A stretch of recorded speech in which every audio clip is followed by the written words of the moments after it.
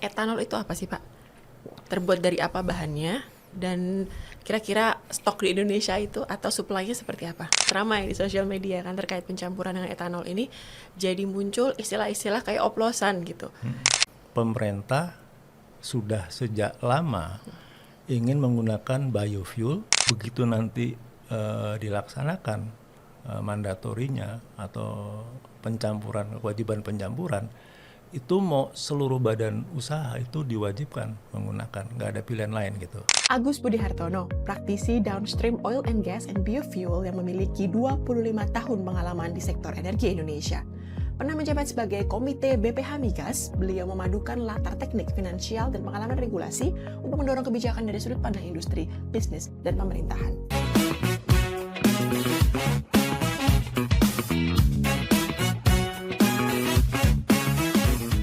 Hai Sobat Sisi Baik, bertemu lagi dalam episode podcast Sisi Baik. Bersama kita akan berusaha untuk melihat dari sisi sudut pandang yang lebih baik, karena perubahan besar terjadi dari perspektif yang baik. Bersama dengan kita pada siang hari ini telah hadir Bapak Agus Budi, selaku praktisi downstream oil and gas serta biofuel. Terima kasih Pak Agus sudah datang pada siang hari ini. Kita di sini akan ngobrolin isu yang cukup sensitif dan cukup menarik. Nah, terutama di kalangan muda ini mungkin banyak yang belum terlalu mengetahui terkait dengan etanol ini. Nah, kita di sini akan membahas side effects-nya ataupun dengan sisi baiknya dari etanol ini gitu. Nah, menurut Cak Agus ini kenapa pemerintah memiliki ide untuk beralih pencampuran BBM dengan etanol? Terima kasih sebelumnya atas diundang di sini. Dan juga saya datang sebagai orang biasa, bukan mewakili lembaga atau institusi apapun gitu ya. Nah, mengenai etanol ini sebenarnya bukan suatu hal yang baru ya. Karena di tahun 2005-2006 pada saat Presiden Susilo Bambang Yudhoyono, Pak SBY itu sudah ada gitu. Pada saat itu 2006 itu sudah ada biopremium dan biosolar. Jadi memang pemerintah sudah sejak lama ingin menggunakan biofuel, bahan bakar nabati itu untuk menjadi bagian dari bahan bakar yang dijual umum. Kenapa? Karena Indonesia sebagai salah satu negara yang juga sama-sama sudah komitmen untuk mengurangi emisi karbon gitu. Jadi ini sebenarnya kewajiban seluruh negara di dunia gitu. Nah, salah satunya adalah penggunaan biofuel sebagai renewable energy yang mengurangi emisi karbon.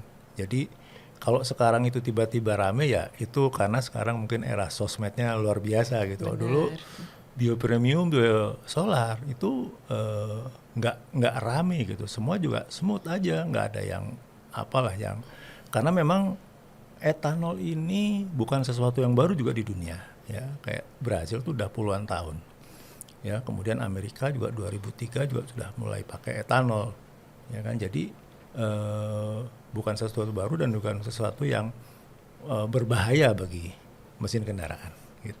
Oke, nah karena ini sangat ramai di sosial media kan terkait pencampuran dengan etanol ini, jadi muncul istilah-istilah kayak oplosan gitu. Bapak sendiri setuju nggak Pak dengan istilah oplosan ini? Dengan kesannya negatif ya, kalau bensin dioplos tuh merusak kendaraan gitu-gitu. Istilah oplosan tuh memang jadi kesannya agak negatif ya. Padahal kalau kita lihat oplosan atau pencampuran atau mixing kalau bahasa asingnya gitu, itu memang bahan bakar itu dibuat dengan dioplos gitu.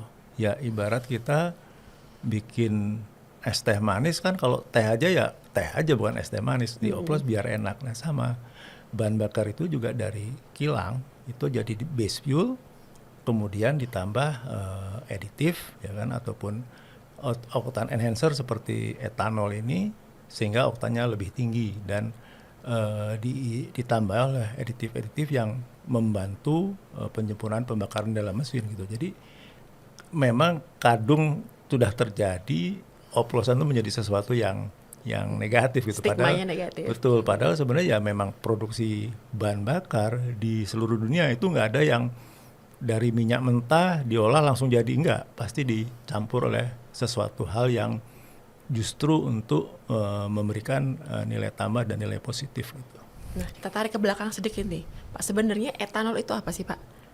Terbuat dari apa bahannya? Dan kira-kira stok di Indonesia itu atau supply-nya seperti apa?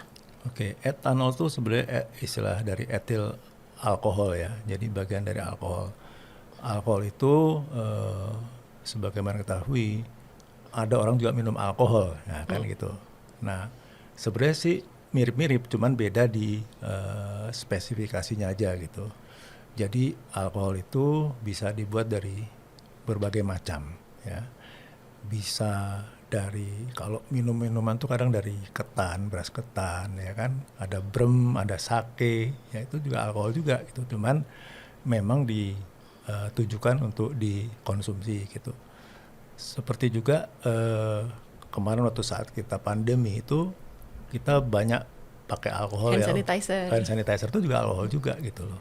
Cuman dengan persentase dan spesifikasi yang seperti apa. Nah, untuk bahan bakar itu ada istilah adalah fuel grade etanol. Nah, itu memang etanol yang dibuat kandungan air itu sangat kecil. Jadi dia hanya kurang dari 0,5% gitu. Sehingga di mesin itu pembakaran juga lebih baik karena etanol itu memiliki nilai oktan di atas 100 gitu. Bahkan dulu saya memproduksi etanol itu dengan oktan di tes Lemigas itu 120 nilai RON-nya gitu.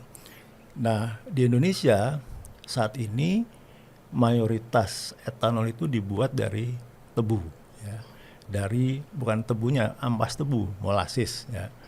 Walaupun ada juga yang memproduksi dari singkong atau kasava.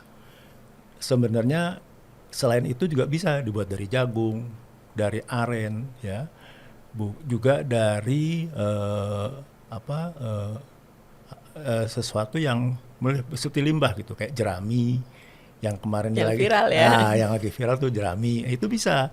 Terus juga limbah sawit, rumput gajah, itu yang kita sebut sebagai etanol generasi kedua. Kalau etanol pertama itu yang molasis dari tebu, terus dari jagung, dari singkong, nah itu generasi pertama. Jadi saat ini sudah sampai generasi 4 sebenarnya. Kalau generasi 3 itu bahan bakunya adalah mikroalgi gitu. Kalau 4 nih masih sedikit tapi sudah ada generasi keempat di produksi biofuel atau bioetanol. Oke, nah biofuel di Indonesia berarti melimpah ya. Mengingat dari bahan-bahan yang tadi Bapak sebutkan itu cukup melimpah di Indonesia. Jadi sebenarnya untuk supply-nya sekarang di Indonesia tuh melimpah ya Pak untuk etanol ini? Sebenarnya secara kita lihat bahan baku itu bisa dibilang melimpah. Yang masalah saat ini memang penggunaan khususnya untuk bahan bakar ya itu masih sedikit gitu. Kenapa? Karena dari pemerintah juga belum jelas kemarin ini aturannya ya. Karena sebenarnya ya sudah ada peraturan pencampuran atau sebelum mandatori ya. Itu dari tahun 2006 itu udah ada gitu. Dan itu diperbarui. Seharusnya tahun ini pencampuran etanol itu atau bioetanol itu adalah 20% gitu. Tapi saat ini yang pakai etanol itu baru produknya Pertamina dan itu hanya 5%. Nah, itu produk tertentu, nggak semua produk Pertamina gitu. Nah, Oke, jadi produk Pertamina 5% itu sudah dijual? sudah ada namanya Pertamax Greens kan. Nah, tapi kan terbatas. Nah, sebenarnya saya pernah menjadi vice chairman untuk asosiasi produsen etanol. Itu produsen sebenarnya menunggu kesempatan untuk mengembangkan produksinya gitu. Tetapi belum ada jaminan dari pemerintah atau aturan yang mengatur untuk menyerap produksi yang ada. Bahkan dulu pabrik saya itu yang pertama kali beli itu yang sebenarnya kita harapkan Pertamina, karena Pertamina adalah pemain terbesar di Indonesia. Itu nggak beli-beli sehingga kita ekspor ke Filipina. Sampai seperti itu gitu loh. Nah, tujuan kita ini kan malah mengurangi impor ya Pak? Betul. Betul, karena etanol ini melimpah di Indonesia dan produsennya juga cukup siap untuk menerima permintaan seperti itu. Namun dari pemerintah regulasinya belum jelas sampai saat ini Pak. Regulasinya ada, tetapi mungkin juknisnya yang belum lengkap gitu loh. Dan peta jalan yang sekarang ini ke depan mau kita revisi lagi lah ya, kan harusnya 20% itu nggak jalan. Oke, sekarang Menteri SDM sudah menyatakan untuk 5% kan, E5 tapi tahun depan atau 2027 kan. Nah, ini juga saya sih belum melihat kesiapan secara lebih detail gitu, bagaimana bagi-bagi kerjaannya, karena juga Pertamina mau bikin yang sendiri dari aren dari mana gitu kan. Nah, sementara yang sudah ada produsen-produsen alkohol atau etanol yang sudah ada ini juga bagaimana diberi kesempatannya gitu, karena secara teknologi mereka juga sudah ada, secara pengalaman dada gitu loh.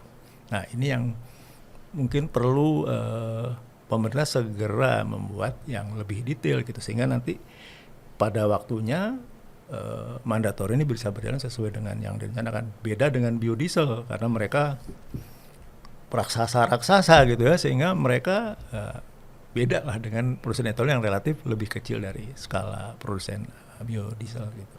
Oke, ini sedikit mengulik dari sisi user atau pengguna dari bahan bakar ini. Kan banyak ketakutan bahwa pencampuran etanol terkait dengan bahan bakar ini bisa menyebabkan kerusakan mesin atau performa yang turun karena energi yang dihasilkan tidak sebesar dari BBM ini. Nah, kira-kira itu benar atau enggak, Pak? Atau hanya mitos? Oke.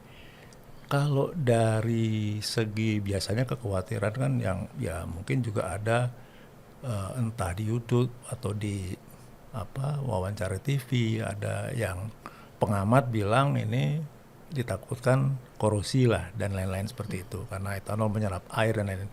Sebenarnya industri otomotif dunia dan di Indonesia itu sejak mungkin lebih dari 10 tahun lalu mereka udah siap dengan kemungkinan penggunaan etanol. Jadi secara industri udah siap, dan mobil-mobil itu atau kendaraan udah 2024 itu sampai E5 atau 10 mereka udah nggak perlu modifikasi, karena biasanya kan yang gampang terpengaruh tuh seal ya, yang sebelumnya dari karet misalkan. Nah, oleh pabrikan itu sudah diganti dengan bahan yang lebih tahan alkohol, seperti misalkan dengan bahan-bahan lain yang mempunyai karakter lebih kuat gitu. Jadi industri otomotif sebenarnya sampai saat itu kan nggak ada penolakan dari industri otomotif karena mereka udah siap pada dasarnya gitu. Karena misalkan Thailand ya, negara tetangga kita, Thailand itu sudah lebih dari mungkin 15 tahun lalu mereka sudah E20,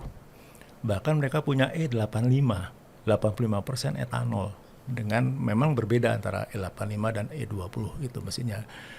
Tapi lucunya kendaraan E85 di sana itu adalah diproduksi di Indonesia gitu. Oh.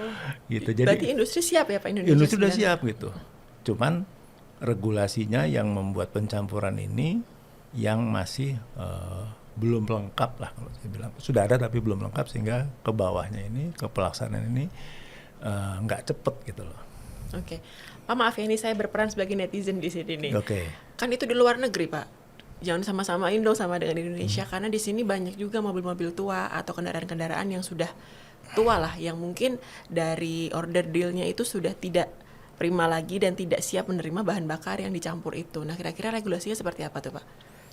Oke, sebenarnya kalau kita bicara negara asing ya, itu kita jangan cuma lihat Eropa atau Amerika gitu ya. Tapi Brasil tuh juga bukan semuanya kendaraan yang baru semua, atau Thailand ya, tetangga kita Thailand atau Filipina. Filipina itu dia sudah punya, kalau kita mandatornya kan permen, peraturan menteri ya. Kalau Filipina itu udah undang-undang gitu loh. Jadi lebih mengikat gitu regulasinya. Di Filipina juga kalau lihat Indonesia nggak beda jauh, bahkan kadang ya mohon maaf, sana kayaknya lebih kumuh daripada Indonesia gitu. Jadi itu kemungkinannya itu ada, tetapi kan juga kendaraan-kendaraan tua juga kita juga makin sedikit kan, makin ya mungkin hanya untuk kolektor items lah gitu kan. Nah, kayak contoh di Thailand itu bensin atau BBM yang paling murah itu adalah E85. Jadi 85% etanol, 15%-nya BBM. Iya betul, itu yang paling murah gitu loh. Bahkan yang nggak pakai campuran itu yang paling mahal, sehingga kayak subsidi silang. Jadi menekan karena juga pemerintah sana juga ingin mengurangi impor BBM gitu. Jadi kenapa sih pakai etanol? Ya salah satu yang tadi saya sebutkan di awal, ini adalah kewajiban negara di seluruh dunia untuk mengurangi emisi karbon. Ya. Yang berikutnya adalah negara-negara yang seperti Indonesia yang net importer, yang harus impor BBM dari luar, dengan penggunaan etanol ini bisa mengurangi impor gitu loh. Jadi devisa negara kita nggak keluar. Dengan adanya industri etanol ini maju, ada lapangan kerja, ya kan? Berarti ada memberikan makan lah kepada banyak orang gitu, karena juga dibutuhkan tenaga kerja yang banyak gitu loh. Kira-kira itu. Oke. Nah, untuk etanol ini ada standarisasinya Kak Pak? Karena berdasarkan keterangan Bapak tadi bahwa bahan bakunya itu bermacam-macam dan berbeda-beda. Dari produsen juga pasti menghasilkan grade etanol yang berbeda-beda. Nah, nantinya yang akan digunakan Pertamina atau pemerintah ini secara umum apakah ada standar tertentu sehingga masyarakat nggak perlu khawatir nih. Ini grade etanol yang pas dan yang bagus, dan misalnya dia lebih oke lah dibanding dengan etanol yang lain gitu. Apakah penjualannya nanti ditentukan dengan standar tertentu? Ya, jadi memang pemerintah ini sebenarnya sudah mempunyai standar ya, karena pemerintah berkewajiban melindungi warganya kan. Jadi mau BBM ya kan, itu semua udah diatur, etanol juga diatur. Jadi sebelum dipasarkan pun harus melalui uji ya kan, melalui uji kualitas, uji produksi gitu, sehingga nantinya masyarakat tuh terlindungi gitu. Jadi regulasi ini atau aturan ini bukan untuk mempersulit gitu, tapi justru untuk memberikan keamanan dan kenyamanan bagi masyarakat gitu. Jadi ada standar tertentu yang kadang-kadang juga itu menggunakan tes yang dari internasional, ASTM misalkan. Jadi ini sebenarnya mengacu juga pada standar internasional gitu, karena kendaraan itu kan banyak dari prinsipalnya di luar negeri kan, sehingga standar internasional pun digunakan di sini gitu loh.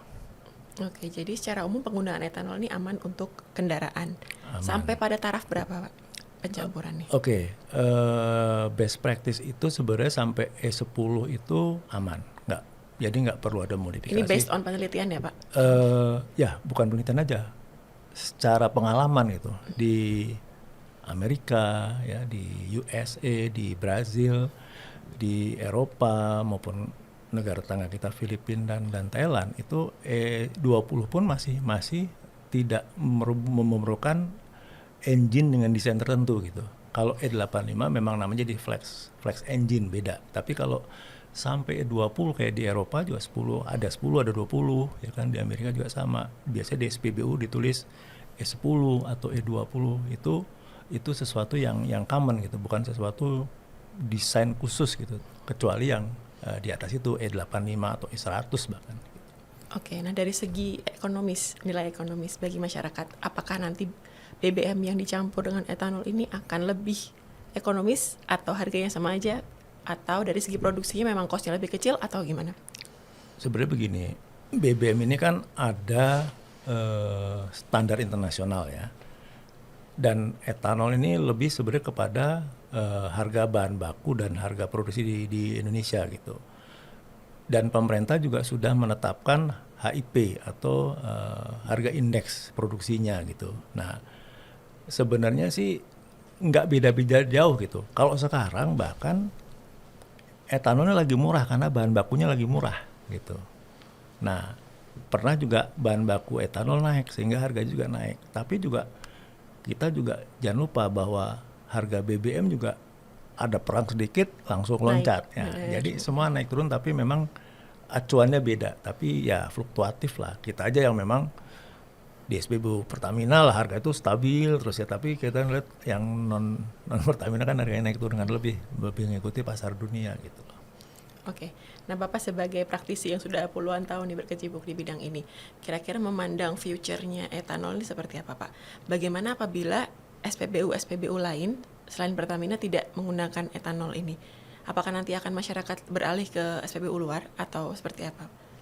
Sebenarnya begitu nanti dilaksanakan mandatorinya atau kewajiban pencampuran, itu mau seluruh badan usaha itu diwajibkan menggunakan, nggak ada pilihan lain gitu. Seragam semua berarti regulasinya? Harus seragam, nggak boleh nggak gitu, karena dulu bahkan ada satu aturan ya, pemain badan usaha lain lah ya yang dia impor itu baru boleh impor kalau dia sudah beli etanol untuk pencampurannya gitu. Jadi misalkan kita bicara E5, dia boleh impor 95, tapi 5-nya udah dibeli di sini gitu, sehingga dipastikan dia sudah tercampur dengan etanol gitu. Jadi ini suatu keharusan, karena kenapa? Itu tadi kita ingin meraih target untuk pengurangan emisi karbon, ya kan. Kedua, kita juga pengen emisi kita lebih bersih, ya. Kemudian juga kita mengurangi devisa impor. Sama itu tadi, kita akan membuka lapangan kerja lebih banyak gitu untuk masyarakat Indonesia, gitu. Nah, menurut ramalan Bapak nih, apakah kebijakan ini akan secara efektif berjalan atau mungkin ada kecurigaan-kecurigaan, pertanyaan lah dari masyarakat atau peran usaha dalam bidang etanol ini bahwa ini tidak matang nantinya gitu. Jadi nanti ke depannya pemerintah mungkin tidak konsisten atau seperti apa. Nanti akan merugikan industri-industri yang sudah membangun infrastruktur mereka untuk menghasilkan etanol ini. Kira-kira menurut Bapak seperti apa? Sebenarnya kan pemerintah juga punya rencana besar, misalkan membuka lahan di Papua gitu untuk industri etanol, karena misalkan industri gula ya kan, kita banyak impor gula. Sebenarnya nanti limbah dari pabrik gula ini, molasis itu bisa digunakan untuk etanol gitu loh, atau juga dari bahan yang lain ya kan. Nah, apapun lah bahannya gitu, yang penting nanti kan ada HIP yang ditetapkan pemerintah gitu, sehingga nantinya untuk pencampuran itu ada harga yang lebih standar, nggak semata-mata dari ditentukan oleh harga produsen gitu. Saya yakin ini bisa berjalan karena gini, kita juga kepengen ngurangi impor ya kan, kita pengen mengurangi pengeluaran devisa yang berlebihan gitu. Sayang kan devisa kita carinya susah-susah cuman buat impor BBM yang terbakar habis gitu loh. Iya. Nah, saya sempat lihat beberapa video nih Pak yang dari Jawa Timur kalau nggak salah ya, ada orang yang mencampurkan etanol atau seperti apa, terus memang kesaksian-kesaksian bahwa ini membuat mesin korosi gitu. Itu hoax aja sebenarnya ya Pak ya, kalau secara keilmuan bahwa etanol ini tidak menyebabkan korosi asal ditambahkan dengan zat aditif atau seperti apa Pak, atau memang pada nature-nya dia tidak menyebabkan korosi berlebihan pada mesin. Nah, yang memang ini juga mungkin masyarakat perlu waspada lah ya. Karena banyak konten medsos tuh yang pengen nyari viral ya kan, nggak bicara subjektif objektif gitu, tapi cari viral ya. Seperti yang terakhir misalkan di Jawa Timur ya kan, ada Pak Wakil Wali tiba-tiba disodorin botol isi katanya BBM tercampur air atau etanol. Nah, itu video saya lihat ya itu. Nah itu kan kita nggak pernah tahu yang dari botol tuh dari mana. Benar. Gitu loh ya kan, ya dari mana kita nggak pernah tahu gitu. Karena sekarang terus ribut ada motor atau kendaraan pada berbet ya. Berbet ya bahasanya. Okay. Nah, kendaraan berbet itu sudah pasti bukan karena etanol. Kenapa? Etanol itu tercampur baik di BBM dan juga terbakar pada saat pembakaran. Yang bikin berbet, ya ini best practice pengalaman saya, itu adalah biasanya air atau zat-zat yang memang tidak cocok dengan BBM. Oli ya kan, atau hal-hal lain lah yang tercampur tidak semestinya di dalam BBM. Misalkan begini ya, SPBU ini itu kan ada endapan di bawah ya, endapan lumpur atau endapan air karena mungkin nggak pernah dibersihkan SPBU-nya. Ini kita contoh lah ya, SPBU-nya jorok lah ya. Pada saat setelah ada truk datang isi BBM, itu kan turbulensi tuh di dalam tangki ya kan, kotoran di bawah naik gitu kan, bahkan ada campuran air yang ikut naik. Nah, dia belum settle ya, udah dijual. Okay. Jadi pembeli itu mendapatkan BBM yang campuran nggak karu-karu dalam. Nah, itu berebut, pasti merebut karena ada kotoran-kotoran yang itu. Nah, biasanya kalau udah settle ya, yang kotoran tuh di bawah dia nggak masuk ya, karena memang best practice bahwa di tangki besar, tangki kecil itu pasti akan ada kotoran endapan kan gitu kan, ini nggak sesuatu yang steril kan ya, nggak, namanya pas ngisi juga terbuka gitu loh ya. Itu jadi itu kemungkinan gitu, bisa juga SPBU-nya tangkinya bermasalah sehingga ada rembesan air ya kan. Makanya kalau kita lihat ya, yang rusak tuh berapa banyak sih, ya kan? Kalau kita gini deh, satu SPBU itu bisa jual BBM tuh 10 sampai 20 kali, 10.000, 20.000, ya kan? Itu berapa ratus kendaraan yang beli di situ, ya kan? Kalau yang rusak cuman 1, 2 atau 10 aja tuh sebenarnya nggak mewakili, kalau kita belajar statistik kan itu sangat kecil gitu. Apalagi kalau Pertamina satu batch produksi ya, itu diberikan ke berapa ratus SPBU yang beli berapa puluh ribu kendaraan, ya kan? Kalau BBM-nya jelek, kita bilang 10% lah yang rusak, itu udah berapa ribu gitu. Makanya pernah di awal tahun kan juga ada keributan seperti ini kan. Nah, itu kan YLKI kalau nggak salah membuka pos pengaduan. Ya. Ternyata sampai ditutup itu cuman 60 kendaraan yang lapor. Artinya kecil sekali secara persentase. Dan faktornya juga banyak ya Pak, bukan hanya faktor itu. Betul, makanya saya juga punya pengalaman ya, waktu saya di BPH Migas itu juga kejadian yang sama. Ada taksi yang mengeluh pompa bensin yang di dalam tangki, yang dari tangki bensin dia ke mesin itu rusak ya. Kita sidak ya, kita tes bahan bakarnya itu oke, semua menispek. Terus kita ambil sampling yang dari tangki yang sedang dibongkar yang rusak itu. Kita tes oke juga gitu loh. Terus kenapa? Ternyata yang masalah adalah si pompa bensin yang ada di tangki itu dia rontok gitu. Kenapa rontok? Ternyata usut punya usut itu nggak original. Jadi barang KW. Nah kalau barang KW kan nggak jelas kualitasnya. Begitu kena BBM untuk waktu berapa lama dia rontok gitu. Sama juga ada video yang motor tiba-tiba ada kayak, wah ini bensin Pertamina ada pasirnya gitu. Nah ya ada juga saya lihat itu. Itu sebenarnya juga kasusnya mirip-mirip. Ada barang yang KW atau barang sesuatu yang tiba-tiba dia rontok, ya kan? Terus di shoot ya pas seperti itu. Padahal ya kalau itu kejadian secara batch Pertamina apalagi itu berapa ribu yang mengalami, ternyata kan jumlahnya nggak banyak kalau kita lihat faktanya ya. Itu bukan saya membela Pertamina enggak, tapi faktanya itu berapa banyak sekarang. Yang kemarin di Jawa Timur saya belum tahu berapa ribu yang rusak kan. Harusnya kalau itu dari Pertamina ya pasti ribuan gitu aja. Nggak sampai sih Pak, hanya beberapa. Nah ya kan kalau artinya kalau kecil itu kan berarti masalahnya bukan di produsen, itu mungkin entah di SPBU atau di kendaraan gitu loh. Oke. Nah yang kemarin itu kan sempat ada juga berita bahwa bensin di Pertamina itu ada yang dioplos gitu. Nah itu mungkin monitoringnya gimana nih Pak, kalau misalnya ada pencampuran dengan etanol ini kan harus pemerintah super ekstra nih dalam melihat bagaimana SOP-nya, komposisinya atau kualitas dari etanol ini sendiri. Nah gitu kira-kira dari segi ini apakah siap kita Pak sebagai warga Indonesia ini untuk beralih ke bahan bakar yang dicampur dengan lebih etanol ini? Nah sekarang faktanya ya, ini contoh Pertamina. Pertamina itu sebenarnya SPBU yang milik Pertamina itu nggak nyampe 5%. Oke.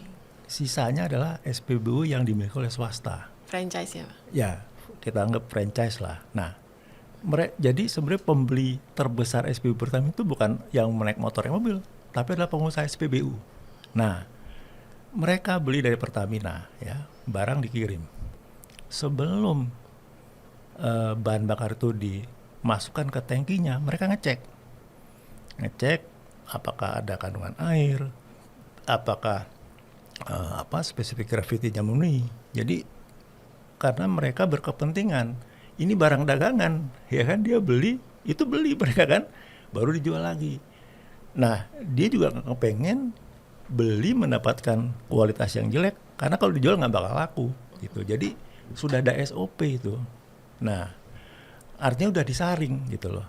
Nggak ada pengusaha SPBU yang beli dengan harga normal, dapatnya barang yang nggak normal, kan gitu. Nah, itu udah saringan sebenarnya. Nah, ini yang mungkin masyarakat nggak tahu, dipikir semua tuh SPBU punya Pertamina, nggak cuma datang, mereka tuh investasi di situ gitu. Jadi pengusaha SPBU juga mereka menjaga image gitu loh.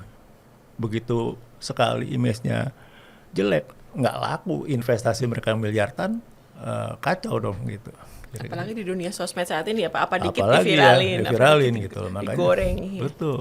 Tapi banyak nggak benernya berarti ya Pak isu-isu di masyarakat ini, karena sekarang menyebar isu yang negatif lebih mudah kayaknya dibanding menyebar isu yang positif. Itu tadi ada kecenderungan viral gitu. Saya nggak tahu supaya terkenal lah ya pokoknya viral dulu gitu loh. Soal bener nggaknya belakangan. Dan juga netizen kita kadang ya mohon maaf itu kurang literasi gitu. Googling aja males ya kan. Pokoknya percaya aja yang viral dianggap sesuatu kebenaran gitu. Padahal itu mungkin kebohongan yang diulang-ulang gitu kan.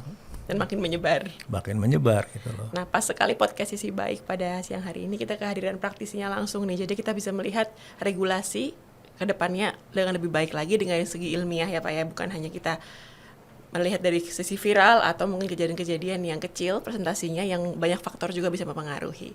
Terima kasih banyak Pak atas kehadirannya pada siang hari ini. Terima kasih telah memberikan pencerahan kepada para sobat Sisi Baik untuk melihat sisi baik dari kebijakan. Terima kasih, sampai ketemu dengan podcast Sisi Baik selanjutnya. Oke.